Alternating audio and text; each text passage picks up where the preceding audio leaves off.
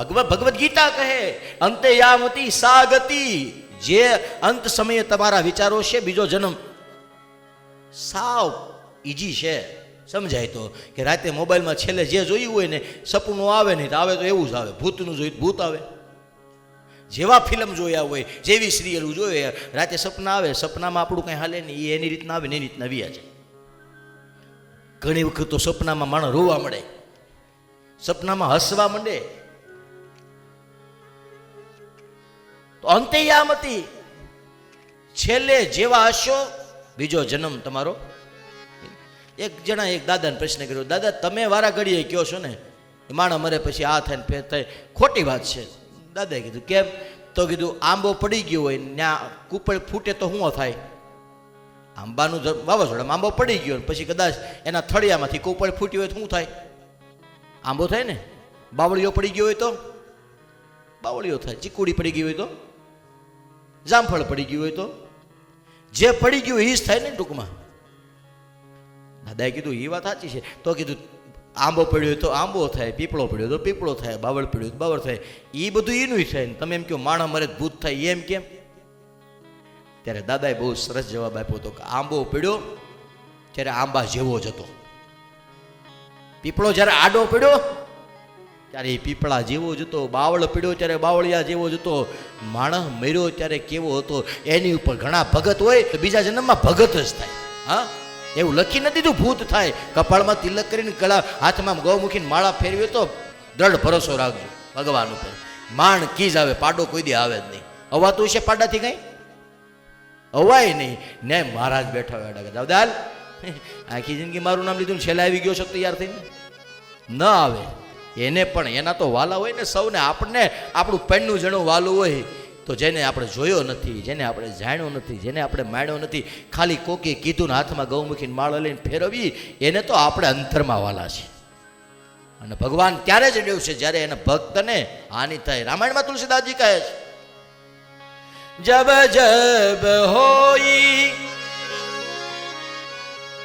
ધર્મ કો હાની, જબ જબ હોઈ ધર્મ કો હાની, બાઢઈ અસુર અધમય અભિમાની, બાઢઈ અસુર અધમય અભિમાની. અહીંયા બહુ ધ્યાન નો જો, હવે ધ્યાન દે.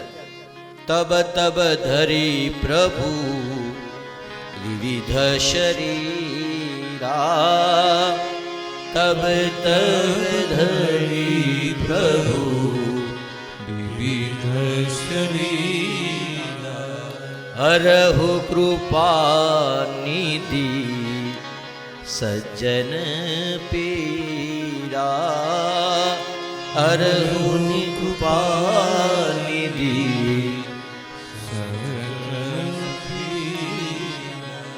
તમે ઘનશ્યામ મહારાજની માનો છો, ઘનશ્યામ મહારાજની વારાઘડી જે બોલાવો છો, ઘનશ્યામ કોને કહેવાય ખબર છે? વ્યાકરણમાં વાદળાઓના સમૂહનો જે કલર છે ને ઘનશ્યામ કહેવાય. જેની અંદર અષાઢના વાદળાઓ છે, જેનામાં જે વાદળામાં વરસાદ ભર્યો છે, વરસાદ ભરેલા વાદળાના કલરને ઘનશ્યામ કહેવાય. આ ઘનશ્યામની મૂર્તિની અંદર એવું કંઈ તો છે નહીં, દેખાતું નથી, પણ એ ઘનશ્યામ મહારાજની મૂર્તિમાં પ્રેમ અને કરુણાનો વરસાદ ભર્યો છે. જે તમે જ્યારે જાઓ છો દર્શન કરવા ત્યારે તમારી ઉપર વરસાવે છે. દ્વારિકાધીશની મૂર્તિ જોવો કેવી છે, એ ઘનશ્યામ છે. શા માટે એને ઘનશ્યામ રહેવું પડે? કારણ કે તમે જ્યારે એના દર્શન કરવા જાઓ છો હા ત્યારે એ તમારી ઉપર એનો પ્રેમ અને કરુણાનો વરસાદ કરે છે. એટલા માટે મારો અંત સમય, મારો અંત સમય જ્યારે આવે એવા સમય હે દ્વારિકાધીશ હે કનૈયા, મારે બીજું કાંઈ ન જોતું. મને મેવા મળે કે ના મળે, મારે સેવા તમારી કરવી છે. મને મેવા મળે કે ના મળે, મારી સેવા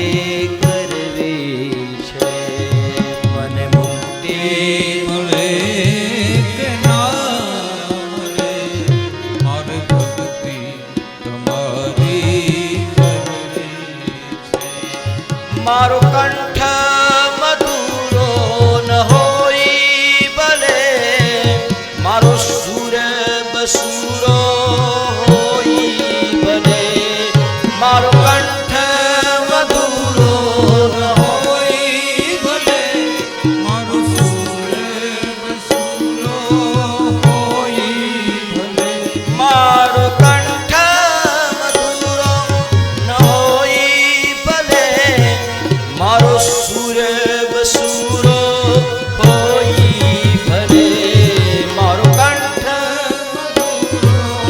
હોય ભલે, મારો સુર બસુરો હોય ભલે.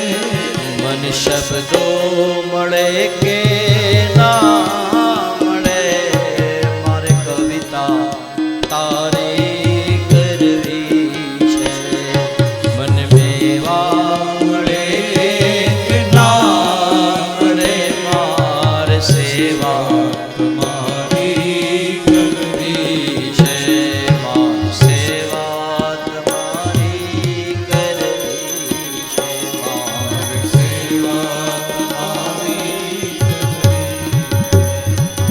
એટલા માટે ઘણી વખત એવું થાય મનમાં કે આપણને ન આવડે તો ઉપાધિ નીકળ જેવું આવડે. હા, હું કેવું ગાઉં છું, હા, મારો અવાજ કેવો છે, હું કેટલો સૂરમાં છું, કેટલો તાલમાં છું, કેટલો લયમાં છું, એની સાથે કદાચ તમને કાંઈ ફેર પડતો હોય તો ભલે, દ્વારિકાવાળાને ન ફેર પડે. એને રાગ હારે એને સૂર હારે કાંઈ ફેર જ નથી લાગતો. અરે જવા દ્યો, દ્વારિકાવાળાને ઓળખતા કદાચ થોડીક વાર લાગે. આપણે સામાન્ય વાત લ્યો, આ દુનિયાના નાનામાં નાના બાળકે ઘોડિયામાં હુતા હુતા કોઈ દી એની માને ફરિયાદ કરી, એ બંધ કરી, તારો અવાજ તો જો બાપા, તારું તું ગાશો કાંઈ બીક લાગે એવું ગાશ. દુનિયામાં કોઈ બાળકે એની માને ફરિયાદ કરી? એની માનો અવાજ સારો હોય ન સારો હોય, ગીત આવડતું હોય ના આવડતું હોય, ઉલટાનું જ્યારે એની માએ ગાયું ત્યારે જ એને નીંદર આવી છે. પછી ભલે એની પાસે શબ્દો હોય, ભલે એની પાસે સૂર ન હોય, કાંઈ ન હોય, પણ જ્યારે એની માએ ગાયું, એની માએ હાલરડું કર્યું, ત્યારે જ બાળકની નીંદર આવી. એક સામાન્ય બાળકને પણ રાગ સૂર કે તાલ હારે કાંઈ લેવા દેવા નહીં, એને એની માની સાથે સંબંધ હોય. તો દ્વારિકાધીશ છે, એને આપણા અવાજ સાથે કાંઈ સંબંધ નથી. ઘનશ્યામ મહારાજ છે, હા, એને આપણા રાગ સાથે કાંઈ મતલબ નથી. ઓનલી ફોર ભાવો હિ વિદ્યતે જગત, તસ્માદ ભાવો હિ કારણમ. માટે ફરી એક વખત ભાવ જ પ્રધાન છે. જો ભાવ નથી તો 56 ભોગ કઈ કામ વિનાના છે. અને ભાવ છે તો વૃંદાવનની અંદર કર્માબાઈ નામની એક ગોપી ભગવાનની ભગત, બધા ભગવાનને ધરાવવા જતા હતા. એક વખત કુલડીમાં ખીચડી લઈ અને ઠાકોરજીને બાકે બિહારીને ધરાવવા જતી હતી. અને ગળદી બહુ હતી, બધાને કે મારે જવું છે. એમાં કોક ગોપીએ કીધું કે ન્યા કનૈયો તારી ખીચડી ખાય, લઈ લે, ઘરે જઈને તું ખાઈને હુઈ જા. જોતી નથી કોઈ હાટા લાવ્યા છે, કોઈ મોહનથાળ લાવ્યું, કોઈ જલેબી લાવ્યું, આ 56 ભોગમાં પાર છે કે તારી ખીચડીમાં હાથ નાખશે. ઘરે જઈને હુઈ જા, ખોટી ગળદીમાં ધકે. કરવામાં બાકી નહીં ખાય તો કીધું નહીં ખાય. અને આવી કરવામાં ઘરે આવીને દ્વારિકાધીશના એને ઠાકોરજીના આગળ દેવો કરીને કીધું કનૈયા ટાઈમ મળે કોક દી ખીચડી ખાવા આવજે. અને જે આમ બાણું બંધ કરીને અંદર પૂગીને ત્યાં ખાકળ ખકડાવી, એ કરમાભાઈ, નાનું તું 5 વર્ષનું બાળક, માડી ખીચડી ખાવીશ. આયા કનૈયો ખીચડી ખાવા આવ્યો, ત્યાં આખું ગામ કનૈયાની મૂર્તિ ગોતે કે આમાં ભગવાનમાં તેજ નથી, આજા ઠાકોરજીમાં રૂપ નથી, આજા ઠાકોરજી રિહાઈ ગયેલો લાગે છે, આમાં કાંઈ છે નહીં. આપણે જમાડીએ છીએ પણ આમ જો તો ખરા મોઢું જ ખુલતું નથી. અને પછી તો કર્માબાઈની ખીચડી એવી દાઢે લાગી ને, દરરોજ સવાર સાંજ 2 ટાણા કનૈયો કર્માબાઈની ખીચડી ખાવા આવે. અને એક વખત તો થયું એવું, કર્માબાઈ ગૌઢી થઈ અને ગુજરી ગઈ, પણ કનૈયાને દાઢમાં ખીચડી રહી ગઈ. મરી ગયા પછી ગોકુળમાંથી વૃંદાવનમાં ધામમાં પોતાની મા પાસે બેહાર દીધી. અને 6 વાગે હાકળ ખખડાવીને સાથ કરે કે ઘરમાં મારી મા મારે ખીચડી ખાવી છે. કનૈયા આ ભાવ છે. તો ભાવો હિ એટલા માટે ફરી એક વખત તમે ભાવથી તમારી બુદ્ધિને જ્યાં સ્થિર કરજો, તમારી ગતિ એવી થશે. આ ભરતે અંતે પોતાની મતિ હરણના બાળકની અંદર સ્થિર કરી લે. બીજો જન્મ હરણ નો થયો. હરણાનો જન્મ થયો એટલે પછી યાદ આવી ગયું કે માણસ થયો તો હા માણસ થયો, પણ માણસ જેવું જીવાણું છેલ્લે છેલ્લે મળ્યો હું પ્રાણીઓમાં, છેલ્લે છેલ્લે ધન જોબન બંગલા મિલકત ગાડીઓમાં મારો જીવ ગયો. મારી હાલત તો જો, એક હરણામાં જીવ ગયો, બધુંય મૂકી દીધું હતું, છેલ્લે થોડું કર્યું હતું ને હરણમાં ગયો. હવે મારે જટ પૂરું કરવું છે, ન ખાય ન પીવે, નદીના કિનારે ઊભો ઊભો હરિનામ રટણ ભજન કીર્તન કરે અને એ હરણાનો દેહ ત્યાગ કર્યો. ભગવાને કીધું હજી બાકી છે, એ પૂરું કરવું પડે. એટલે અંગીરા ગોત્રના બ્રાહ્મણની ઘીરે જન્મે છે. ન્યાય નામ પડ્યું ભરત, પણ વૃત્તિ જડ છે એટલું નામ પડ્યું જડ ભરત. બધી રીતે બ્રાહ્મણ છે પણ વૃત્તિ જડ, ક્યાંય એને કાંઈ લિંગ ભેદ દેખાય જ નહીં. ખાઈ પીને આરામ કરવો, ભગવાનનું ભજન કરવું, કોઈ પણ પ્રકારની હિંસાથી દૂર રહે. એક વખત બધા ભાઈઓએ ભેળા થઈને કીધું કે કાંઈ કામનો છો, ખેતર જા અને થોડાક આ બાજરાના ડુંડા એવા છે, સકેલા વાવે છે, ઉડાડે ને. તો ત્યાં ખેતર જઈને જડભરજીએ જોયું તો કૂતરા ને બિલાડા ને સકેલાઓની વાહે થતા હતા. તો પાણા લઈને કૂતરાઓને બિલાડાને તગેડે અને સકેલાઓને કે વી આવો. રામ કી ચીડિયા રામ કા ખેત. હા એ આ બધું તમારું છે, મારા બાપલિયા ખાઓ મજા કરો, હું અહીં બેઠો છું, ક્યાંથી કૂતરું આવે, ક્યાંથી બિલાડું આવે. આવું પુણ્ય રૂપી ખેતર તમે કેળજો રે, પુણ્ય રૂપી ખેતર તમે ખેડજો રે, પુણ્ય રૂપી ખેતર તમે ખેડજો રે, પુણ્ય રૂપી ખેતર તમે ખેડજો પછી પાપ રૂપે પંખીડા ઉડાડજો રે, પછી પાપ રૂપી પંખીડા ઉડાડજો રે, પછી પાપ રૂપે પંખીડા ઉડાડજો રે, પછી પાપ રૂપી પંખીડા ઉડાડજો રે તાળી પાડીને રામ નામ બોલજો રે, તાળી પાડીને રામ નામ બોલજો રે તમારા અંતરના પડદા ખોલજો રે,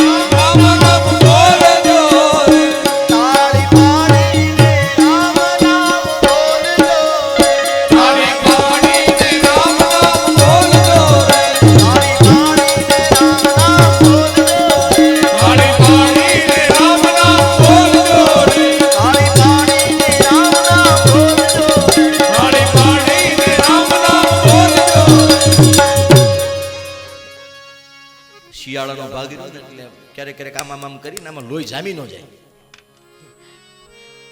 લોહીને ગરમ રાખવું જરૂરી છે ને એટલે. અને આમ પણ તાળી પાડતા જે શરમાય છે, જેને દાંત કાઢતા શરમ આવે, જેને નાચતા શરમ આવે, જેને તાળી પાડતા શરમ આવે, એ માણસ અંદર ને અંદર ગુજરી જાય. નો દાંત કાઢી શકે, નો તાળી પાડી શકે, નો નાચી શકે, નો કોઈને કંઈ કહી શકે, આમ જોવે ઘણું, જોવે બધું. અહીંયા તો કંઈ, અહીંયા ક્યાંય જે જગ્યાએ કાંઈ ન હોય ને ત્યાં બધું કહેવાય. અહીંયા એવું કાંઈ છે નહીં. એટલે ઘણા લોકો તો આમ તમારે કથા હાલતી ને તો તાળી આમ જ પાડતા, આમ જ તાળી હાલતી હો. અહીંયા બહુ સરસ મજાની તાળી પડે છે. અહીંયા પડવી જ જોઈએ. અહીંયા નહીં પડે તો પછી ઘરે જઈને પાડવી ને એ કેદી સંભળાય. એની કરતાં આમ કરીને પાટ પાડો, દ્વારિકા અવાજ વયો જાય. ધજા ક્યાં આગી છે? પવનની હાથ તો એ બાજુ છે, લગભગ એ બાજુ છે ને.